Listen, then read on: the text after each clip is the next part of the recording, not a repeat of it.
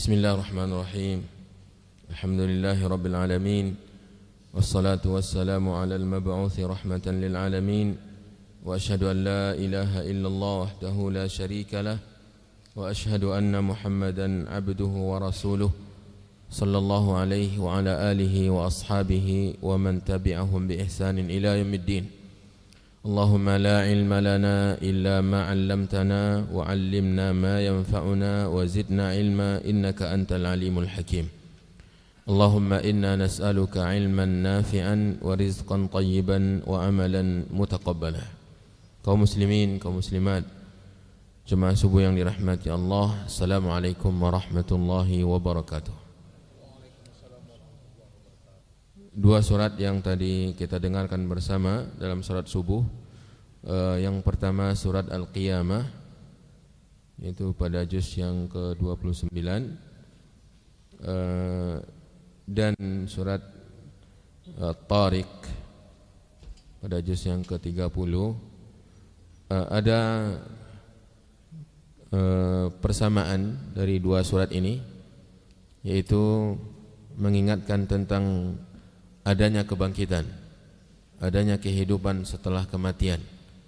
Walaupun ada banyak hal yang berbeda, tetapi pertemuan dua surat ini adalah ketika pada sebagian ayat dalam dua surat ini Allah Subhanahu wa taala mengingatkan bahwasanya kita akan hidup setelah mati.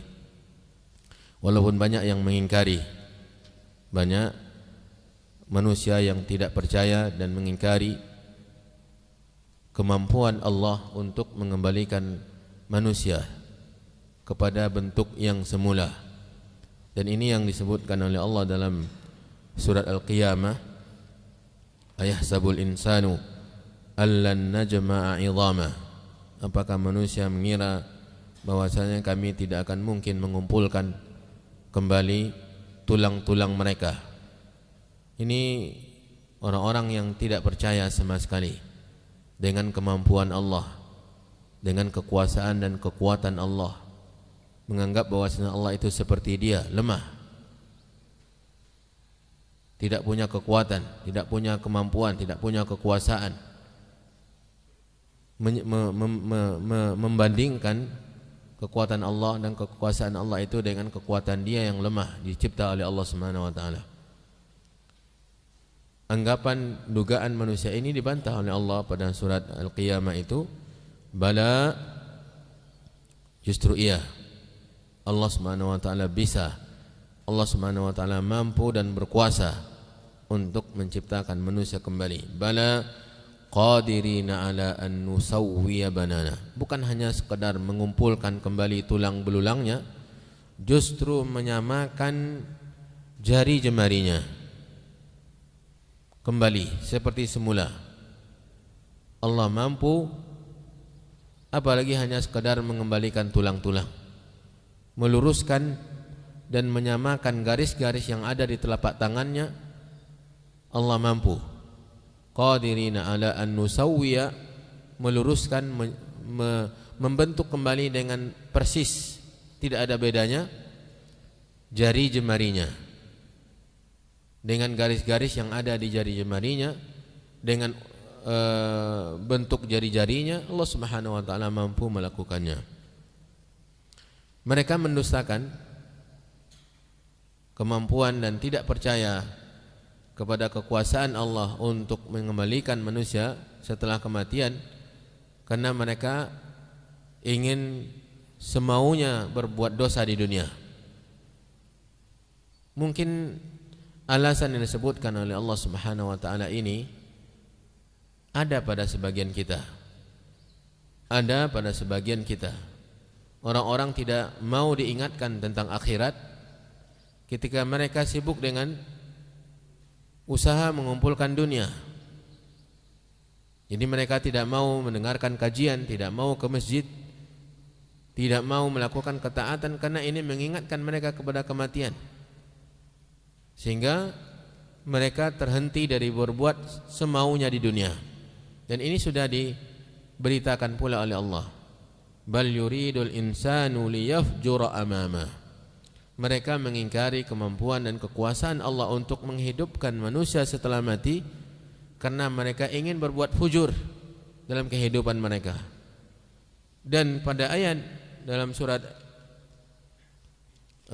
At-Tariq yang kita dengar pada rakaat kedua, Allah juga menyatakan demikian setelah bersumpah, sebagaimana dalam surah Al-Qiyamah Allah juga bersumpah, la uqasimu biyaumil qiyamah, saya bersumpah dengan hari kiamat. Wala uqasimu bin nafsil lawamah, dan saya bersumpah dengan jiwa yang selalu mencela. Jiwa yang selalu mencela itu jiwa yang selalu merasa tidak sempurna, selalu kurang, dan mencela dirinya. Saya kok belum bisa sempurna melakukan ketaatan, selalu merasa kurang di hadapan Allah Subhanahu wa taala. Allah bersumpah dengan dua makhluknya tersebut, yaitu dengan hari kiamat dan dengan jiwa-jiwa yang selalu mencela dirinya sendiri. Dalam surah At-Tariq Allah juga bersumpah dengan sebagian makhluknya, dengan langit dan dengan bintang, dan Allah Subhanahu wa taala menekankan tentang bintang ini. Wa ma adraka mat-tariq, apa bintang yang hanya datang di malam hari itu? An-najmus tsaqib, bintang yang berkilau, yang mengeluarkan cahaya yang menyinar terang. Lalu Allah Subhanahu wa taala menetapkan, in kullu nafsin lamma 'alaiha hafiz.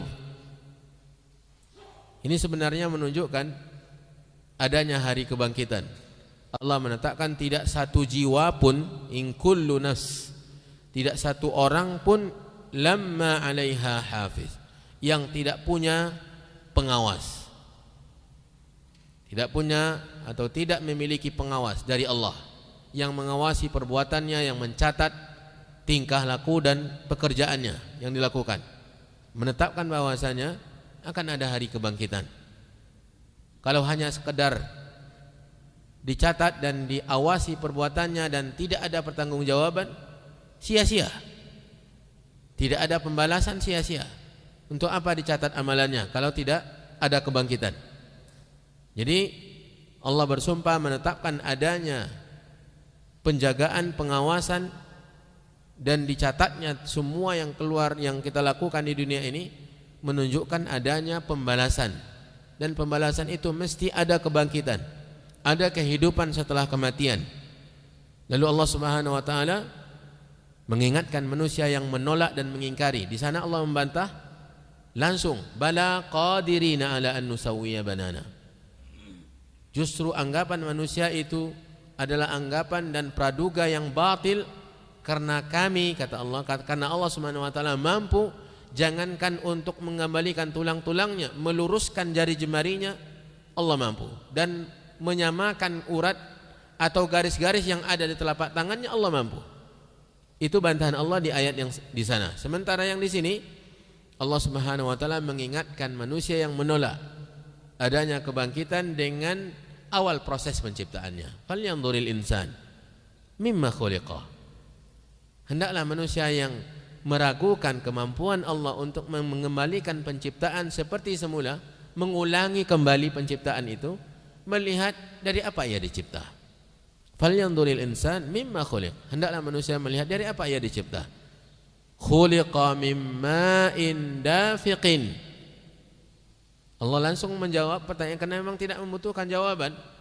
Allah menanyakan, bukan kita menjawabnya, tetapi Allah menanyakan itu agar kita kembali untuk merenungkan itu, bahwasanya awal proses penciptaan manusia itu dari sebelumnya tidak ada menjadi ada, agar ia tahu bahwasanya mengulangi lebih mudah bagi Allah. Yang belum ada kemudian diadakan oleh Allah. Allah Maha Mampu, Maha Kuasa, apalagi hanya sekedar mengulangi penciptaan yang sudah ada. Jadi Allah Subhanahu wa taala membawa manusia yang mengingkari kebangkitan setelah kematian itu agar ia memikirkan proses penciptaannya. Lihat, tidakkah engkau berpikir dari apa engkau dicipta? Lalu Allah Subhanahu wa taala menjelaskan, khuliqa min ma'in dafiq. Dicipta manusia yang sekarang menyombongkan diri, merendahkan kemampuan Allah, meremehkan kekuasaan dan kekuatan Allah, dicipta oleh Allah dari air yang memancar. Maksud di sini air sperma. Air yang memancar, dafiq, yang keluar dengan memancar dari tulang sulbinya. Antara tulang dada dengan tulang sulbi, min baini tara'ib yakhruju min baini sulbi wat tara'ib. Hanya dari makhluk yang lemah, dan bahkan Allah dalam ayat lain mengatakan mimma'in mahin, dari air yang lemah dan hina. Sudah lemah dan juga hina, bau. Diingatkan oleh Allah Subhanahu wa taala itu agar manusia mengetahui proses awal penciptaannya. Jangan sampai ia merendahkan kekuasaan dan kemampuan Allah Subhanahu wa taala. Yakhruju min bainis sulbi wat tara'ib. Lalu Allah Subhanahu wa taala menetapkan seperti dalam ayat sana, bala qadirina ala an nusawwiya banana. Di sini Allah katakan innahu ala raj'ihi laqadir. Sebagaimana Allah mampu mencipta manusia dari air. Dari air. Tidak ada hubungannya dengan tulang. Tidak ada hubungannya dengan mata, dengan kepala, dengan daging. Dia dari air yang bau, dari air yang dipancarkan, bukan air yang memancar sendiri, tetapi air yang dipancarkan. Dia tidak punya kekuatan, dia tidak bisa bergerak kalau tidak digerakkan. Ini lemahnya air tersebut. Allah menciptakan manusia dari itu sampai hidup di dunia ini, dan Allah mengatakan innahu ala raj'ihi laqadir. Sesungguhnya dia Allah untuk mengembalikan dia nanti. Allah di situ mengibaratkan dengan mengembalikan, yaitu mengulangi kembali, mencipta yang sudah ada, dikembalikan seperti semula. Laqadir, benar-benar maha mampu. Bala qadirina, di sana benar, justru Allah mampu. Qadirina ala an nusawwiya banana. Di sini innahu ala raj'ihi laqadir. Kemudian di sana Allah Subhanahu wa taala menjelaskan tentang proses hari yang diingkari oleh manusia tersebut, ketika mereka menanyakan bal yuridul insanu liyafjura amamah yas'alu ayyana yaumul qiyamah. Mereka meragukan dan bahkan tidak sama sekali percaya adanya hari kiamat, di mana Allah menghancurkan semua yang ada di alam semesta ini. Lalu Allah langsung menjawab, fa idza bariqal basaru wa khasafal qamaru wa jumi'asy syamsu wal qamar, yaitu ketika mata terbelalak. Terbelalak, ketakutan, kecemasan, kekhawatiran, terkejut, terpana ketika melihat matahari sudah terbit dari barat, ketika melihat langit dibelah oleh Allah Subhanahu wa taala, ketika melihat menyaksikan bintang-bintang bertabrakan dan berjatuhan, ketika melihat bulan tidak lagi memiliki cahaya seperti yang dijelaskan oleh Allah dalam ayat berikutnya, khasafal qamar, dan Allah ambil cahaya dari bulan. Ketika bulan tidak bercahaya lagi, wa jumi'asy syamsu wal qamar, dan Allah gabungkan, kumpulkan antara matahari dan bulan bersatu. Dalam sebagian riwayat ahli tafsir disatukan keduanya oleh Allah Subhanahu wa taala antara matahari dan bulan, kemudian Allah campakkan ke dalam neraka. Diperlihatkan oleh Allah kepada penyembah-penyembahnya dahulu, inilah yang kalian sembah bersama kalian di dalam neraka. Ini yang kalian ibadati, menghinakan penyembah-penyembahnya, menghinakan dan membuat mereka benar-benar terhina, karena Tuhan yang mereka sembah itu justru bersama mereka di dalam neraka Allah Subhanahu wa taala.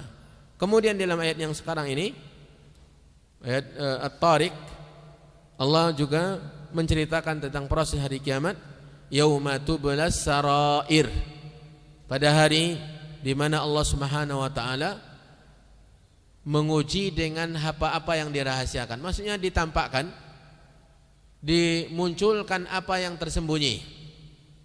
Jadi yang tersembunyi di dunia, di akhirat nanti tidak ada lagi yang tersembunyi, semuanya tampak.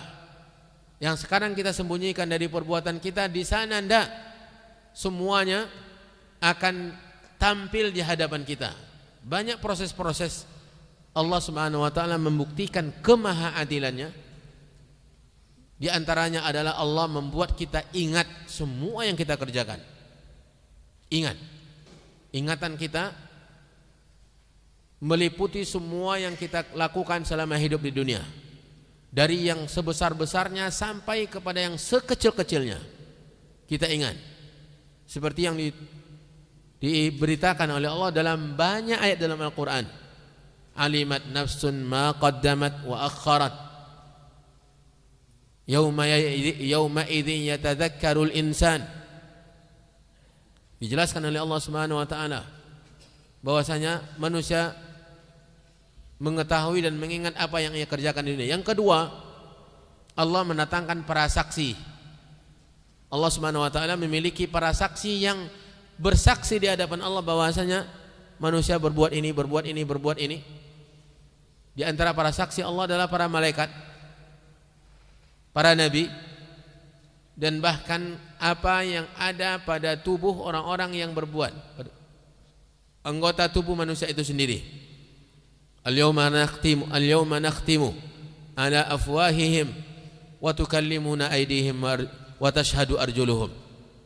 Jadi tangan bersaksi, kaki bersaksi di hadapan Allah, dan kulit pun bersaksi di hadapan Allah. Sebagaimana yang dijelaskan oleh Allah dalam ayat yang lain, dalam surat Fussilat, bahwasanya sampai kulit pun berbicara di hadapan Allah, bersaksi tentang apa yang diperbuat. Ini yang kedua. Yang ketiga, catatan amalan kita membuktikan kemahaadilan Allah Subhanahu wa taala. Kita membacanya dan kita mengetahui itu perbuatan kita, karena kita ingat, karena ada para saksi yang juga mempersaksikan itu, dan catatan amalan kita juga mempersaksikan, dan tidak ada satupun manusia yang menolak apa yang tertulis. Dan Allah menyuruh setiap pemilik kitab membacanya.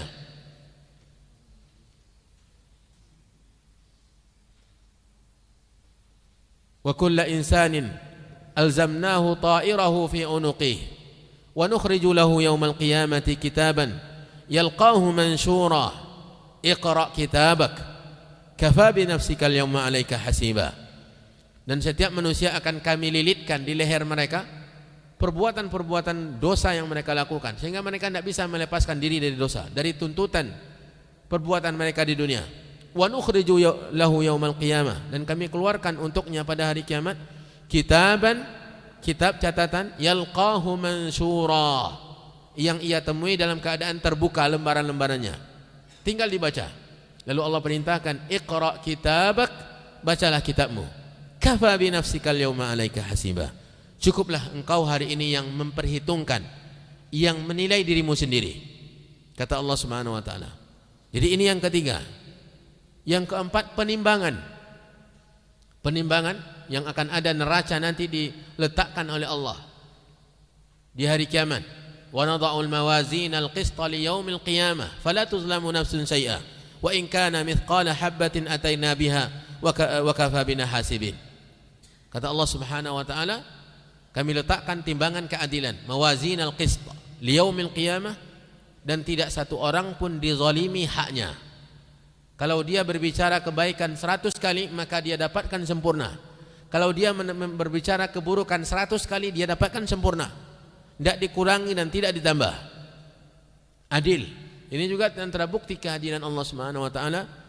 Dan ini yang dimaksud dengan yauma tublas sarair, pada hari ketika semua yang dirahasiakan dibongkar oleh Allah Subhanahu wa taala. Dibongkar. Dan kita dari pembagian pengelompokan manusia di hari kiamat juga nampak rahasia. Orang-orang yang berkhianat di dunia dikumpulkan bersama orang yang berkhianat. Orang-orang kafir dikumpulkan bersama orang kafir. Orang yang beriman dikumpulkan bersama orang yang beriman. Dan akan nampak bukti-bukti, tanda-tanda dan apa-apa yang kita sembunyikan di dunia. Teman-teman kita juga akan menyaksikan apa pelanggaran-pelanggaran kita ketika adanya syafaat yang diberitakan oleh Nabi. Orang-orang yang sama-sama beriman di dunia, tetapi di antara mereka ada yang menyembunyikan dosa-dosa besar, akan diketahui nantinya ketika yang berbuat dosa besar ini tidak bertobat di dunia, kawan-kawannya akan mencari Kemana si fulan? Kemana si fulana? Tidak kita dapatkan di surga. Dan Allah memperlihatkan bahwasanya temannya ternyata berada di neraka. Terbukti penyebab-penyebab dari dosa-dosa besar yang tidak dilakukan taubat selama hidup di dunia. Ini yang dimaksud dengan yauma tublas sarair, yang harus kita khawatirkan. Di dunia kita bisa menyembunyikan dosa. Bisa kita menyembunyikan dosa sebagaimana kita mampu untuk menyembunyikan pahala. Diceritakan ada salah seorang dari ulama dari generasi salaf yang berpuasa sunat selama Senin Kamis selama 40 tahun. Sampai istrinya tidak tahu. Sampai istrinya sendiri tidak mengetahui bahwasanya dia selama 40 tahun itu puasa sunat Senin dan Kamis. Atau puasa sunat setiap hari selama 40 tahun sampai istrinya tidak mengetahui. Bagaimana mereka menyembunyikan? Diceritakan alasan cerita ini oleh para ulama bahwasanya dia memiliki toko atau tempat untuk berjualan di pasar. Dari pagi dia sudah mempersiapkan bekal, dipersiapkan istrinya bekal untuk berangkat di pagi-pagi. Kemudian dia bawa bekalnya dan nanti pulang sore hari. Bekalnya digunakan untuk berbuka. Bayangkan selama 40 tahun. Dan begitu pula dosa. Dosa bisa saja kita sembunyikan sampai dari orang yang terdekat dengan kita, yang tidak ada lagi privasi antara kita dengan dia, bisa kita sembunyikan. Tetapi pada hari itu tidak ada lagi yang tersembunyi. Yauma tubla as-sarair. Fama lahu min quwwatin wala nasir. Pada hari itu tidak ada satupun yang memiliki kekuatan. Dan ini yang harus kita khawatirkan. Kita sudah tidak punya kekuatan. Kekuatan kita hanya tergantung pada amalan kita. Yang kedua yang kita khawatirkan, tidak ada yang bisa membantu, tidak ada yang bisa menolong. Kita tidak akan berharap adanya bantuan dari siapa-siapa, karena memang tidak akan ada yang menolong kecuali pertolongan dari Allah Subhanahu wa taala. Inilah beberapa kesamaan antara dua surat tersebut, yang di sana sini juga ada perbedaan, tetapi yang kita ambil di sini adalah bagaimana kedua-duanya mengobati kelalaian kita dari mengingat hari berbangkit, dan bahkan sebagian tingkah laku kita menunjukkan kita masih melupakan adanya hari pembalasan. Dan Allah Subhanahu wa taala di sini menekankan dan sangat keras menegaskan dan bahkan membantah serta menceritakan tentang kondisi-kondisi hari berbangkit tersebut. Semoga Allah Subhanahu wa taala memberikan kita kelapangan dan memberikan kita kekuatan untuk bisa memahami apa yang dimaksud oleh Allah melalui Al-Quran ini, dan dijadikan kita orang-orang yang mendengarkan kebaikan dan mengikuti yang terbaik dari kebaikan tersebut. Dan kita buka kesempatan untuk tanya jawab. Silakan. Silakan.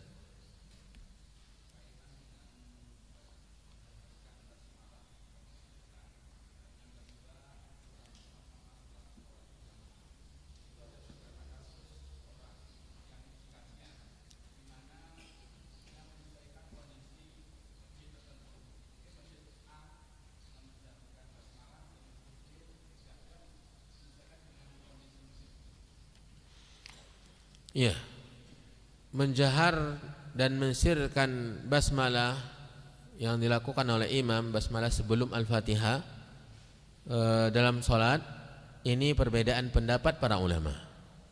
Perbedaan pendapat para ulama, ada yang mengatakan dijaharkan, ada yang mengatakan disirkan, dan ini tidaklah perkara yang harus membuat kita bersikap terlalu tegas dalam hal ini, karena ini perbedaan mazhab.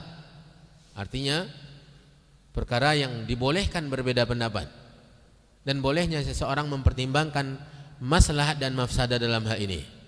Bila mana di masjid tersebut diketahui bahwasanya benar-benar muncul penentangan terhadap mensirkan basmalah dalam bacaan surah Al-Fatihah, maka maslahat menuntut imam untuk menjaharkan, karena tidak ada gunanya dia mensirkan. Mereka yang mendengar tak akan percaya itu sebagai sunnah, dan bahkan menganggap salat bisa batal, dan mereka mengulanginya. Ini mafsadah yang besar dan terjadinya perpecahan. Maka sebuah kebijaksanaan bila mana seorang imam, seorang dai yang mengajarkan mempertimbangkan perkara-perkara ini, karena sekalipun dia menjaharkan bacaan bagi dia yang memahami dan meyakini sir yang lebih utama, dia tidak melakukan sebuah kesalahan.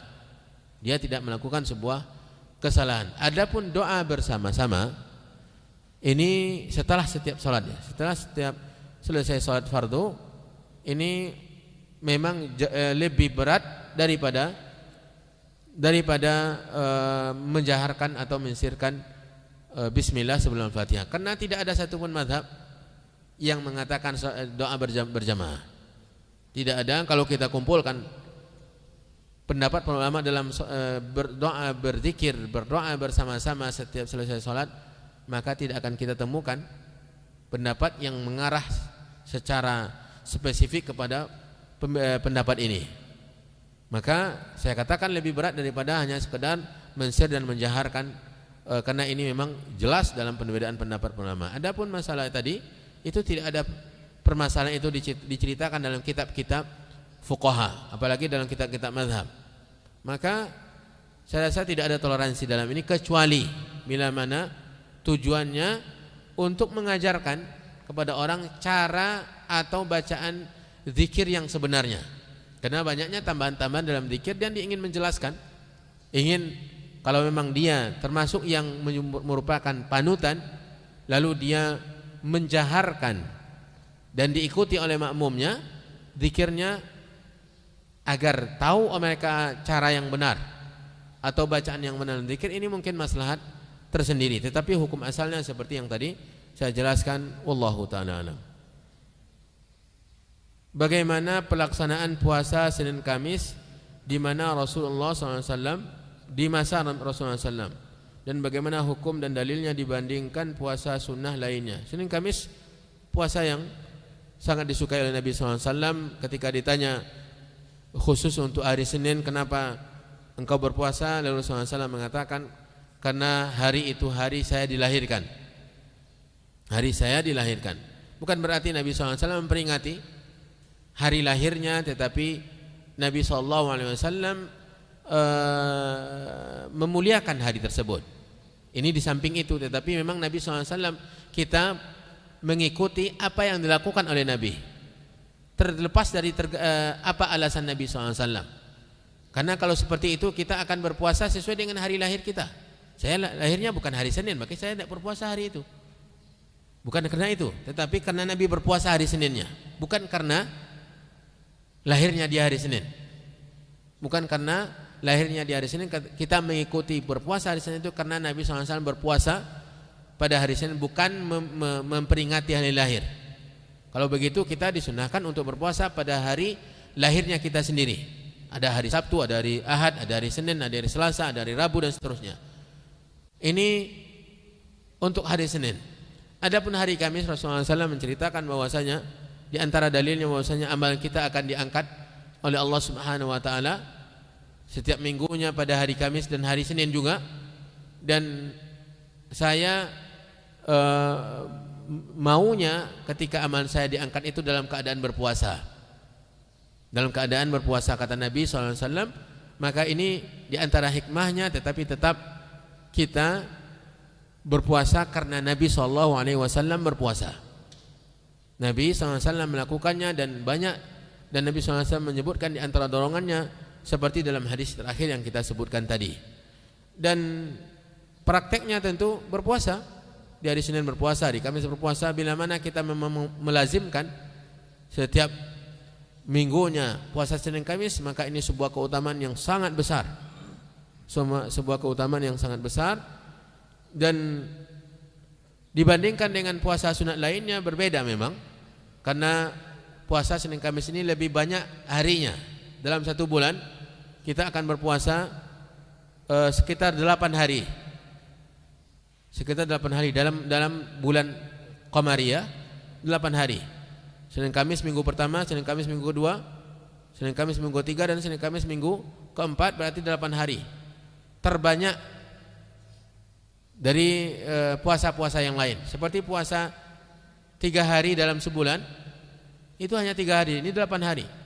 Ini kelebihannya, karena nanti kita akan mengumpulkan puasa yang sangat banyak. Apalagi dengan puasa-puasa yang lain, seperti puasa yang datangnya hanya 1 kali dalam 1 tahun, seperti puasa Asyura, puasa Arafah, puasa 10 hari di awal bulan Dzulhijjah. Bagi yang tidak melakukan ibadah haji, ini datangnya hanya 1 tahun sekali. Ini yang membuat puasa Senin Kamis itu puasa yang sangat utama, karena akan dikumpulkan oleh orang yang melakukannya. Puasa dalam timbangan amalannya sangat banyak sekali. Wallahu ta'ala a'lam. Silakan.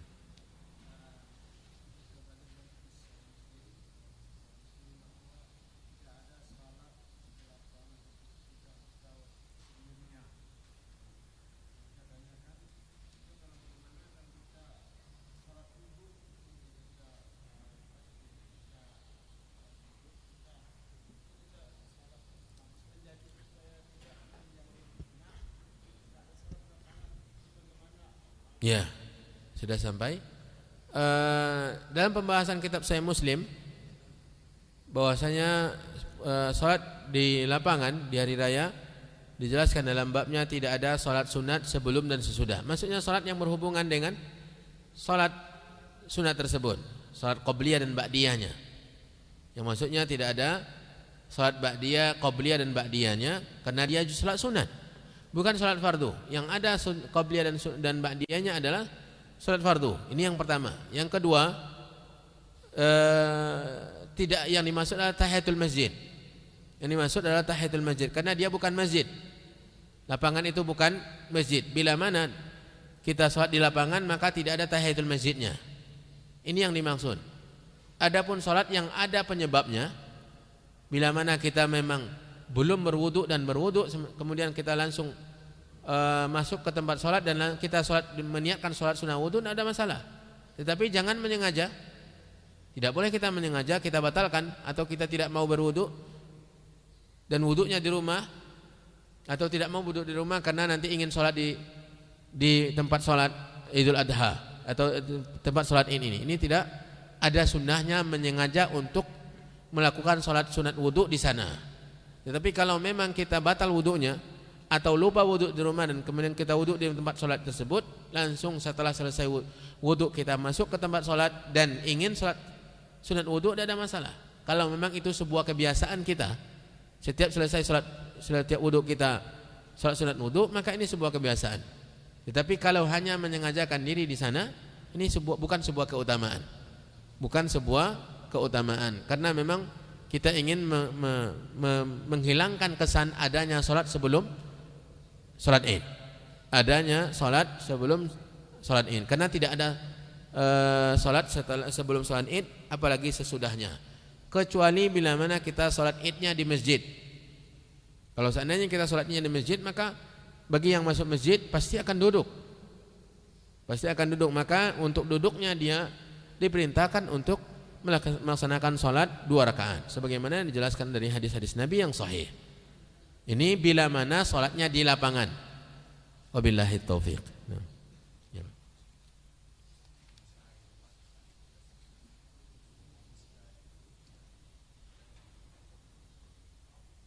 Ya.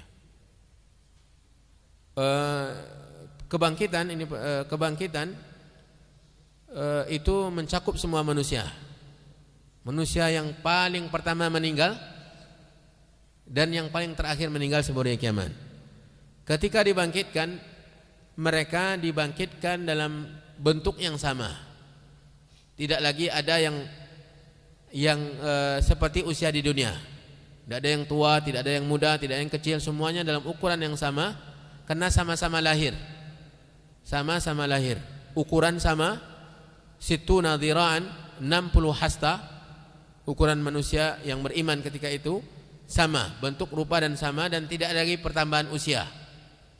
Tidak lagi pertambahan usia. Kalau ini maksud ketika dibangkitkan, apakah berpengaruh usia selama di dunia? Misalnya orang yang sudah lama dahulu ketika dibangkitkan, nanti bangkitnya berbeda, disamakan dengan usianya di dunia? Tidak. Semua ketika dibangkitkan sama usianya, usia yang sama, dan tidak ada yang tua, tidak ada yang muda, dalam bentuk dan rupa yang sama, ukuran badan yang sama. Inilah kebangkitan seperti yang diceritakan oleh Nabi SAW. Jadi tidak berpengaruh, walau dia yang paling terakhir meninggal, dan itu pun setelah melahirkan. Karena memang ketika Allah menceritakan tentang hari kiamat,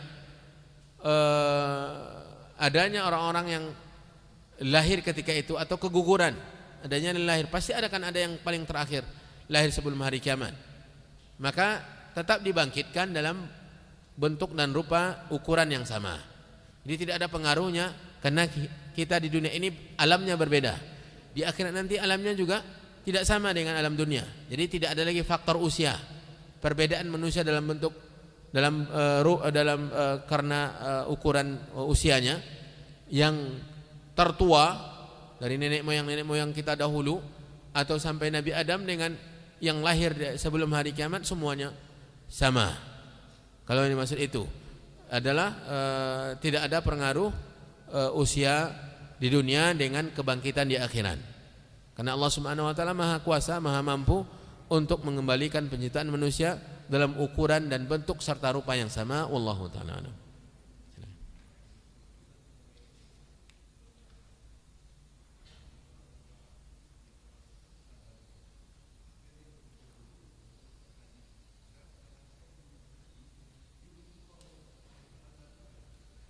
Ya, yang pertama saya luruskan, haji tamattu disyariatkan untuk menyembelih. Haji tamattu disyariatkan untuk menyembelih, bukan karena pelanggaran, tetapi sembelihan itu sembelihan syukuran. Sembelihan syukuran, makanya dia dinamakan dalam bahasa Al-Qur'an dengan hadiah. Jadi istilah yang tersebar kepada jemaah haji kita sekarang itu dengan dam itu adalah pelanggaran. Dam itu artinya darah yang penyembelihan yang dibebankan kepada orang yang melanggar. Sementara haji tamattu bukan pelanggaran, karena ini merupakan keistimewaan diberikan oleh Allah ketika dia berangkat ke tanah suci itu dengan niat melakukan dua ibadah yang dia diberikan kesempatan untuk menengah-nengahinya antara dua ibadah itu dengan keadaan yang tidak ada larangan. Artinya setelah dia selesai ibadah umrah, dia bebas kembali melakukan apapun juga. Ini yang mungkin dipahami oleh sebagian jemaah haji kita, bahwasanya karena itulah dia disyariatkan dam. Artinya apa? Karena dia melakukan pelanggaran. Tidak, dia tidak melakukan pelanggaran lagi karena dia tidak ihram. Dia tidak melakukan ihram, dan itu memang dilakukan di generasi sahabat. Dibolehkan, dan inilah kelebihannya dari orang yang ibadah haji saja. Ibadah haji saja semenjak dia datang ke Mekah sampai selesai haji dia tetap berihram. Dia tetap memakai pakaian ihramnya dan tidak boleh memakai pakaian, tidak boleh berwangi-wangian, tidak boleh melakukan pelanggaran apapun juga. Sementara yang haji tamattu itu bebas setelah umrah. Bukan karena pelanggaran, karena memang keistimewaan diberikan Allah. Dia sudah dapat ibadah dua dan dia bisa bebas setelah haji, di antara haji umrah dan haji tersebut. Maka dia disyariatkan untuk menyembelih dam tasyakkur namanya, dam syukur. Kemudian kembali kita kepada pertanyaan, kalau seandainya dilakukan umrah saja sebelum haji dapat dam, disyariatkan untuk menyembelih, apakah umrah saja dan tidak ada hajinya, apakah disyariatkan untuk menyembelih? Tidak ada, kecuali bila mana berniat untuk memberikan hadiah ke tanah haram. Memberikan hadiah sebagaimana Nabi SAW membawa hadiah ketika dia umrah Hudaybiyah. Ketika dia melaksanakan umrah pertama setelah hijrah, hasil dari mimpi yang ia lihat seperti yang diceritakan oleh Allah dalam Al-Quran surah Al-Fatah. Kemudian para sahabat dari orang-orang muhajirin benar-benar berkeinginan untuk umrah, maka mereka menuntut mengaplikasikan mimpi tersebut secepatnya. Maka berangkatlah Nabi, tetapi dihalangi oleh orang-orang kafir, sehingga Nabi tidak sampai umrah.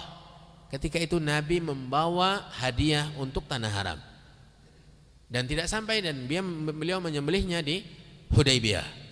Di Hudaybiyah disembelihnya. Jadi ada memang sembelihan untuk umrah, tetapi bukan sembelihan yang kaitannya dengan ibadah umrah, tetapi dengan tanah haram. Yang datang dari luar ingin menumpahkan darah tanah haram sebagai syukur karena dia sampai ke tanah haram Mekah, maka ini dibolehkan dan maka Nabi melakukannya. Tetapi tidak ada kaitannya dengan ibadah umrah. Tidak ada sembelihan yang berkaitan dengan ibadah umrah. Wallahu ta'ala alam. Saya rasa cukup. Terakhir.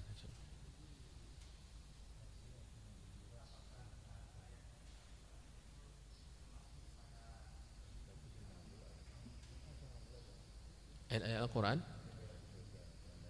Ayat-ayat Al-Quran sebagaimana dibagi oleh Ibnu Qayyim dalam sebagian kitabnya itu ditekankan seluruhnya kepada tauhid uluhiyah.